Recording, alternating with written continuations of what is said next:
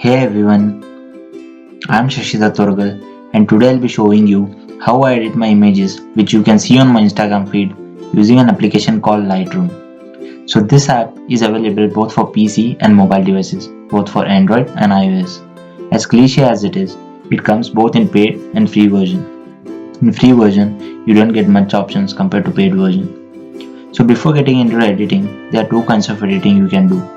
First one is color corrections, where you do basic adjustments and color correction. Lightroom falls in this category. Second one is image manipulation, where you can add object to the scene or make them disappear. So Photoshop is much more of this. So now let's look into the app and start our editing. When you go inside app, you can import your images from the gallery and start editing. So this is how my library model looks like. And we will be editing this image which I had shot during my trek to Kumar Parvata. As you can see, there are a bunch of options available underneath. Don't panic, let's get simple and straightforward. So before editing, I would love to do the corrections. That is, you get remove chromatic aberrations and lens profile corrections.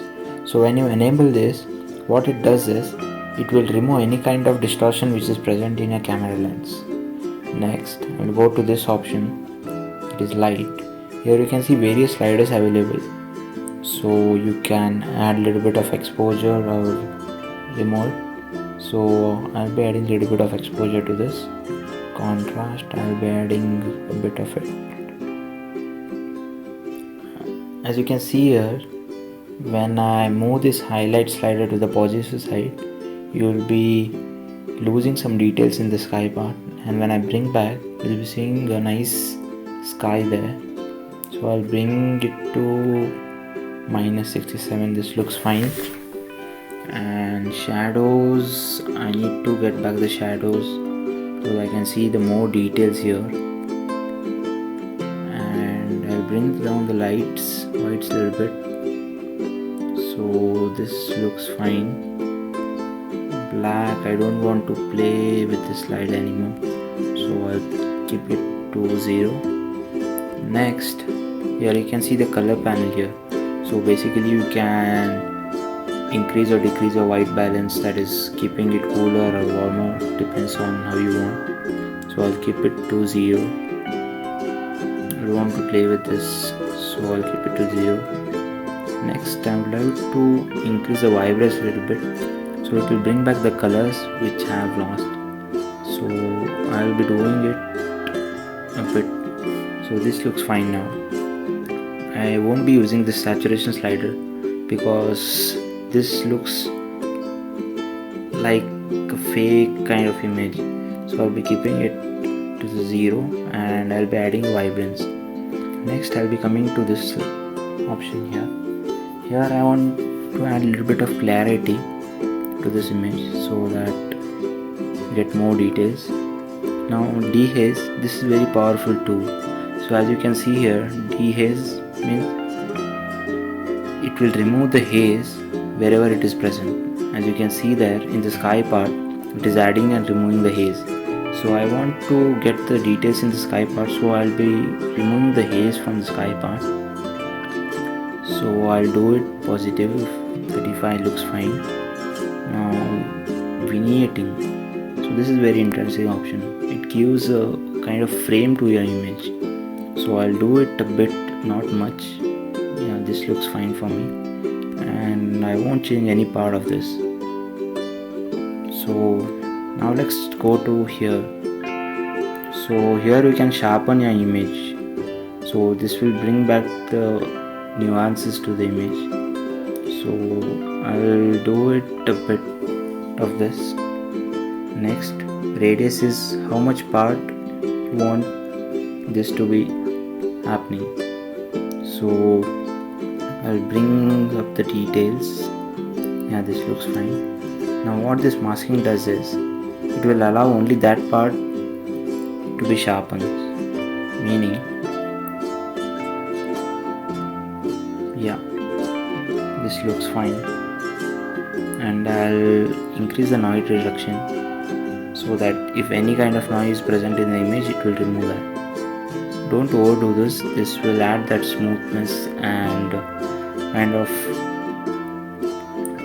fakeness to this image, so keep it as low as possible. So this is more of it.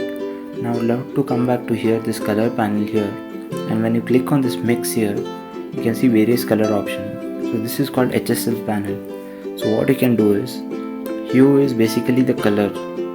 So let me show you an example. So when you click on this green, so as you can see, when I move this hue slider, it will change the color of the grass. As you can see, it is adding more green or kind of yellowish color here. So I'll keep it a bit of yellowish kind of thing.